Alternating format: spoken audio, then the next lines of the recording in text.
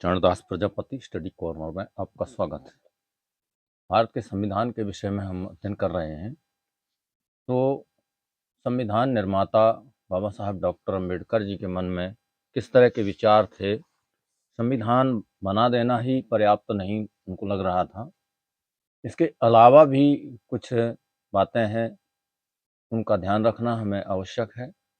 वे चिंतन करते थे कि संविधान हमारा लंबे समय तक किस तरह काम करेगा, इसके लिए इसकी साज संवार करने के लिए, रखरखाव करने के लिए, लंबे समय तक जीवंत बनाए रखने के लिए हमें कुछ बातें करना, कुछ काम करना आवश्यक है।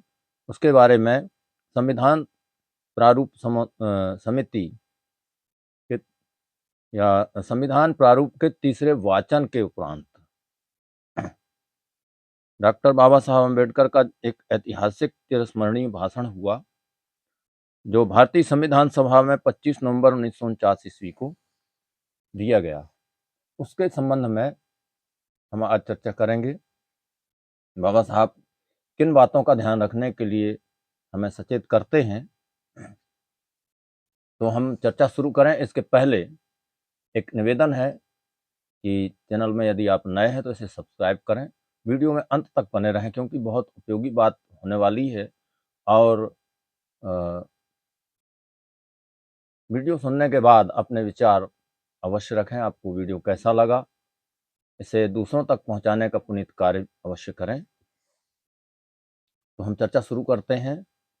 बाबा साहब कहते हैं कि हमें जो पहली चीज करना जरूरी है वह यह है कि हमें अपने सामाजिक और आर्थिक उद्देश्यों को पाने के लिए संवैधानिक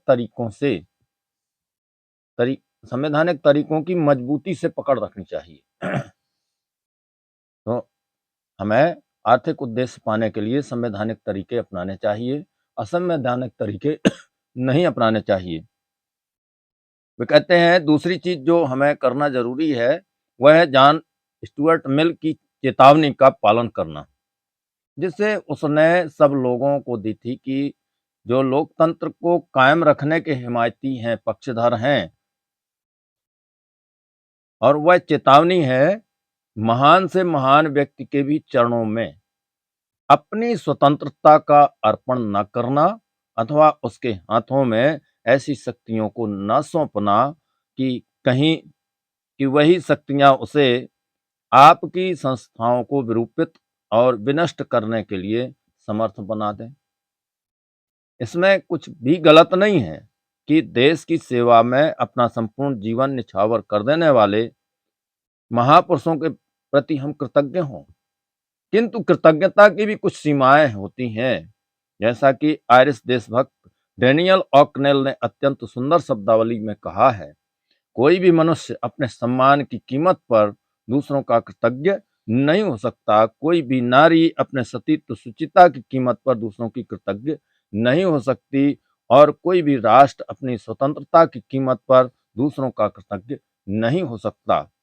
ऐसे ही तीसरी चीज कहते हैं जो हमें करना आवश्यक है वह यह है कि हमें सिर्फ राजनीतिक लोकतंत्र से ही संतुष्ट होकर नहीं रह जाना चाहिए। हमें अपने राजनीतिक लोकतंत्र को एक सामाजिक लोकतंत्र भी बनाना चाहिए।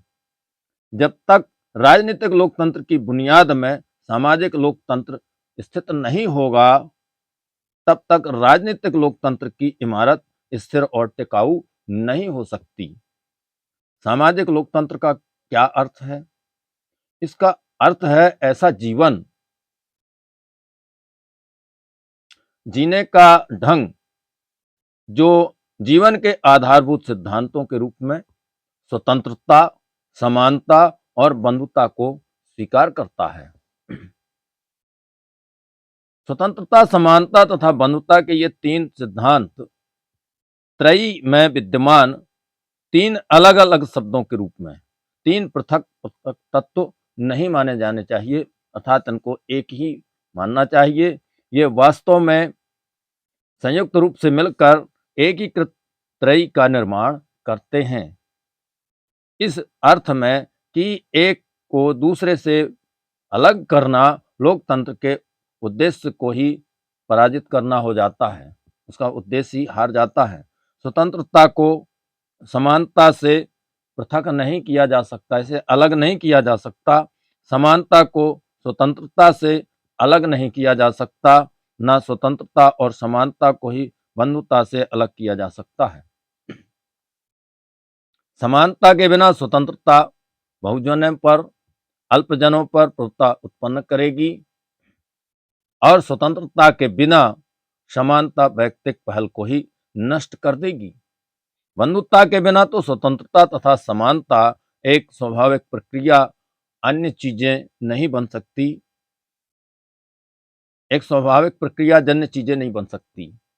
तब तो स्वतंत्रता और समानता को लागू कराने के लिए पुलिस के इस्तेमाल का सहारा लेना पड़ेगा। हमें इस सच्चाई को स्वीकार करते हुए ही अपनी शुरुआत करनी चाहिए कि भारतीय समाज में दो चीजों की बहुत ज्यादा कमी है। उनमें से एक चीज है समानता की कमी।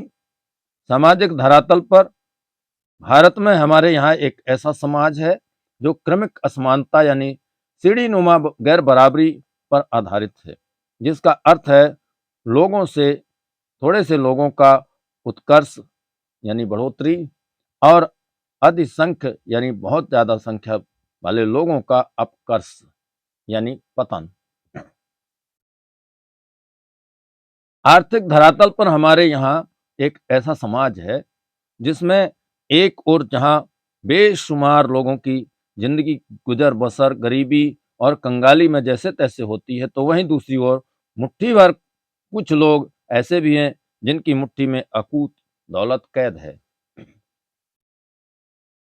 तो ऐसी स्थिति में सामाजिक लोकतंत्र कैसे संभव हो सकता है, आर्थिक लोकतंत्र की कल्पना कैसे की जा सकती है? तो यह सब करने के लिए हमें बाबा साहब की बातों का ध्यान रखना बहुत आवश्यक है। आशा है यह वीडियो आपको अच्छा लगा होगा, इसलिए इसे शेयर करें और अपने विचार कमेंट बॉक्स में अवश्य लिखें। बहुत बहुत धन्यवाद।